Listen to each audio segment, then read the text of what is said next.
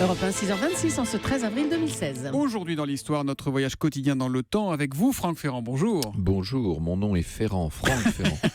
Alors dites-nous, Franck Ferrand, à quel 13 avril vous a déposé votre machine à remonter le temps? Celui de 1953, Thomas, le jour du lancement de l'opération MK Ultra. Alors justement, ça sonne comme le titre d'un film d'espionnage. Eh bien, c'est exactement ça, sauf que c'est dans la réalité. MK Ultra est lancé ce 13 avril 53 par le directeur de la CIA de l'époque, Allen Dulles, bien sûr. Ce sont des expériences de manipulation mentale menées par un psychiatre, il s'appelle Sidney Gottlieb, et ces expériences sont menées sur des agents secrets et des soldats pour en faire des surhommes. Mais comment ça fonctionne? Par hypnose notamment.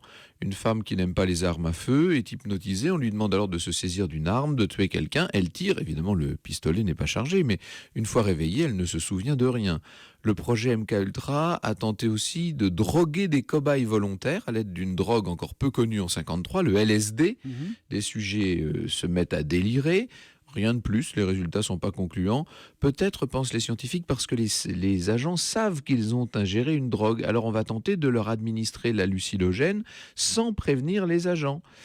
Frank Olson, un scientifique, va subir les conséquences de cette expérience. Il a ingéré du LSD à son insu. Il va faire une chute mortelle depuis le 10e étage de son immeuble. Il a cru qu'il pouvait voler comme souvent avec cette drogue.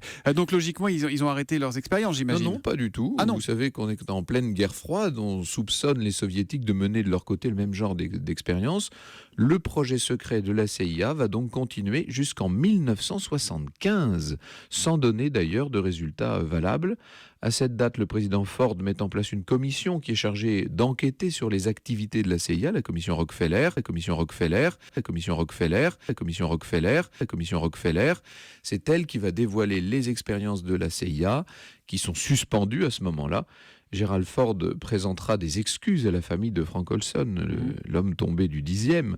Et depuis, de nombreux films se sont inspirés de ce scandale qui alimente toute une théorie du complot. Mais enfin, ça, c'est une autre histoire. Une autre histoire. Une autre histoire. Une autre histoire. Une autre histoire. Évidemment, c'est ça. Puis à propos de LSD, la chanson des Beatles, Lucy in the Sky with Diamond, c'est LSD, c'est une chanson qui n'assumait pas totalement ses convictions. Tiens, quelques notes.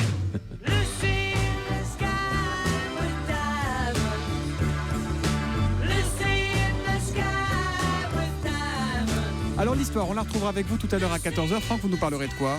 Nous revivrons un moment fort de la guerre de 100 ans, de l'assassinat du duc d'Orléans à celui du duc de Bourgogne. Au cœur de l'histoire, donc rendez-vous à 14h. À tout à l'heure, Franck. Bonne journée.